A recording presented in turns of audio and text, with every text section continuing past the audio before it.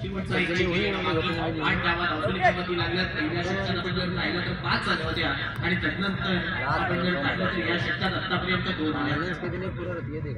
या वेळचा सरळ डाटला खेळलाय. बिशप मध्ये भिरकावला गेलेला प्रत्येक क्षेत्ररक्षक आहे. त्याच्या मस्तकावरती नवसंजीवनी प्राप्त. यावेळी राज रायझर्स संघ 2 षटकांमध्ये पूर्णपणे पिछाडीवरती पडलाय. कारण टीम फलंदाज त्यांच्या मैदानाच्या माघारी परतल्या आणि 8 धावा किंबहुना आपण जर लक्ष टाकलं तर 12 धावा धावसोलीमध्ये लागल्या. मागच्या चेंडूवरचा आपण जर चौकार वगळता पाहिला ना तर पुरेशा हेच अनुभवी गोलंदाज मनीष मोकलला इथून मात्र मार्गस्थ केलं जाते, दाखल केले जाते. आता येणाऱ्या या दुसऱ्या षटकामध्ये तो कशा रीतीने गोलंदाजी करणार. पहिलं षटक त्याच्यासाठी आपण जर शून्यातून सुरुवात करायची होती आणि तिथून त्याने मात्र चांगली सुरुवात केल्यानंतर आपण जर पाहिलं तर पीएनपी बॉल ओव्हर आपल्याला पाहायला मिळते. अर्थातच तिसरं षटक मनीष मोकल घेऊन सज्ज झाला.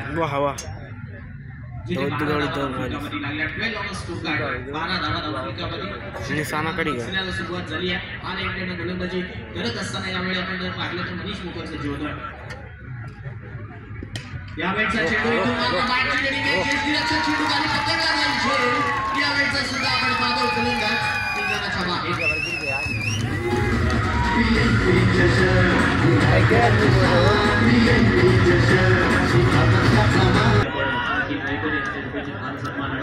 स्वागत आपण अशा प्रकारचा प्रयत्न करून आता या मैदानामध्ये उतरलेले पाहायला मिळतात. ही नक्कीच एक अभिमानाची गोष्ट सुद्धा आहे आणि त्याच्यामुळे जो जी चित्तदाराने तयार केली अशी अपेक्षा करायला काही हरकत नाहीये. मनीष मोकल गोलंदाजी करतो पावलं करून ऐकूया पुन्हा एकदा सुरेश दुबे.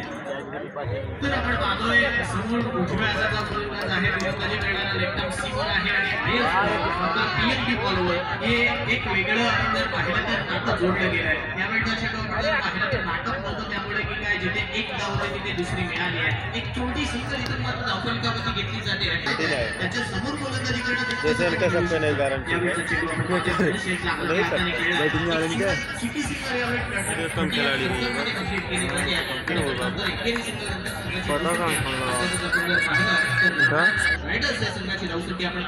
हॅलो हॅलो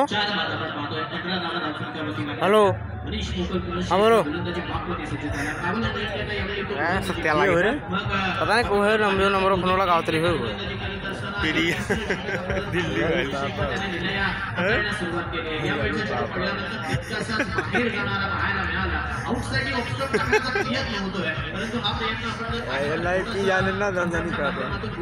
बतवा ले कोई तो मैं नहीं देखा यहाँ हमारा तो ऐसा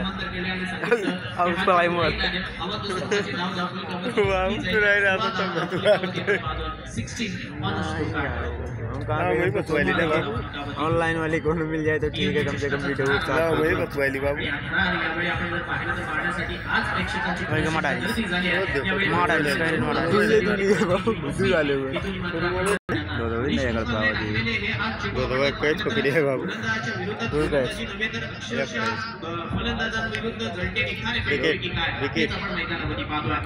यावेळचा चेंडू आउटसाइड सीम आहे किंवा जो टेक बॉल ची ओव्हर चालू आहे. या अशा वेळी या ओव्हर मध्ये जो एक्स्ट्रा स्विंग येतो ना गोलंदाजाला, त्यामुळे की काय मागच्या चेंडूवरती आलेल्या या वाईट स्वरूपाच्या धावा